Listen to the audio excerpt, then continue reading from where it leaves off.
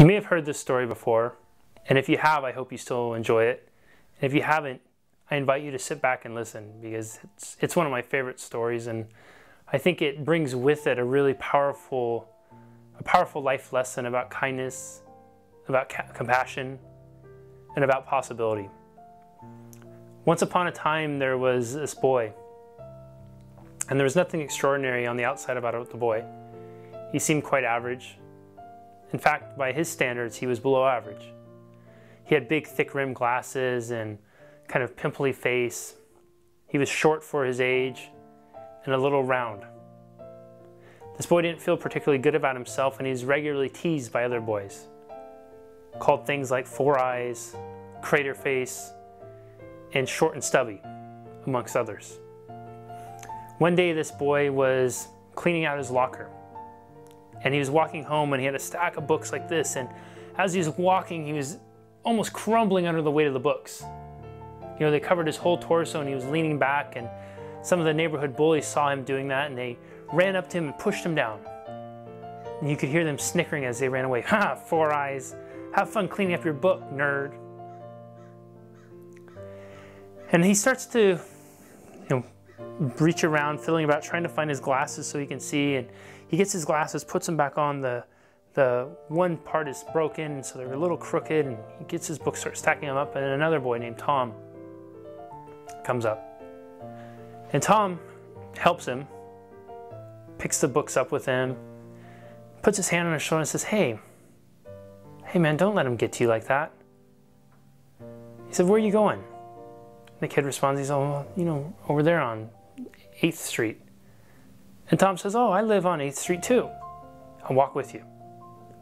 So Tom and the boy walk home, and they talk, and Tom comes to discover that this kid, who he thought was just one of the nerdy, quiet kids, actually they have a lot in common. Furthermore, they end up living 3 houses down from each other. As Tom drops him off at his house and hands the books over to him, he says, hey, a lot of books you got. You gonna be up all night studying? And the kid kind of laughs. He says, yeah, I have a report I gotta do. Tom says, well, how about we walk to school together tomorrow? Maybe I can help you carry some of these books back. And the kid kind of looks at him and he says, yeah, sure, I would really like that. Tom slaps him on the back and says, okay, well, have a good night and good luck with your report. Next morning, Tom's knocking on the door, and the kid shows up, surprised to see Tom. He didn't really think he'd follow through with it. And Tom says, how did your report go?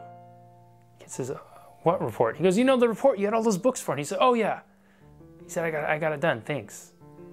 Tom said, you need some help with the books? And the kid said, yeah, sure. And Tom takes a few books and they walk off to school together. For the next 6-7 years, they walk to school together every single day. Fast forward to their graduation from high school, and this boy has now grown up to be a man. He's the captain of the football team. He ends up becoming valedictorian of the class. Like some of us, we don't develop right away with others, and so he developed a little late. He grew much taller to be one of the tallest kids in the class. He filled out in his body, very muscular. He was dating the head of the cheerleading squad. Everybody liked him. He was arguably one of the most popular kids in school. And as he stands up to give the valedictorian speech, he looks out over everybody there. All the smiling faces, and to them, he's the school hero. He's the guy that threw the winning touchdown against the rival across town. He's the guy who's dating the prettiest girl. He's the one that's always the most friendly, who greets everybody with a smile, who's so smart. And he starts in his speech, and he reflects on old times and good times across the parking lot, and the hot dog stand everybody used to hang out with, and those late nights at Denny's talking about the game. And then he settles down and sombers a little bit as he says, you know what?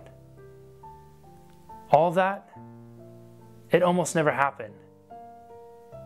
And he takes the crowd back to a time 6-7 years ago when he had these glasses, these big thick-rimmed glasses that people called him four eyes, where he had pimples on his face and people called him crater face and short stuff.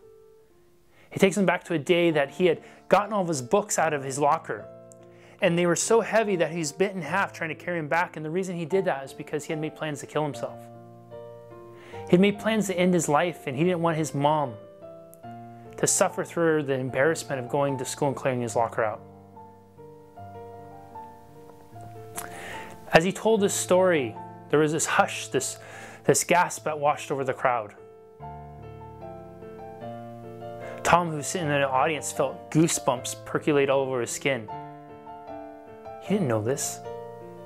And then as his friend continued on with his speech, he said, "I would not have been here if it hadn't been for the kindness of one person."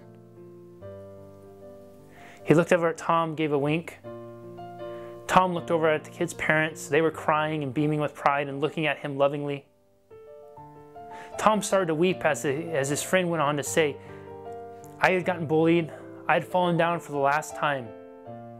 I was more resolute than ever in ending my life until a friend came up to me, a friend who I didn't know I had. Help me pick my books up. Help me dust myself off. Asked me questions, got to know me. Helped me out. And let me know that I was okay." He closed with this. He said, "Never underestimate what kindness can do. Never underestimate what a kind gesture will do, an acknowledgement." He said, "Those strange people you know are the class valedictorians of tomorrow." He said, "You can help them become who they're meant to be by being kind, by being compassionate, and by showing a little patience with them now." And as he closed his speech, he reminded the audience of this: kindness doesn't cost a thing. Love is abundant in all of us. The kindness you share, the love that you spread today, it not only could change someone's life, it could save someone's life. I'll talk to you all soon.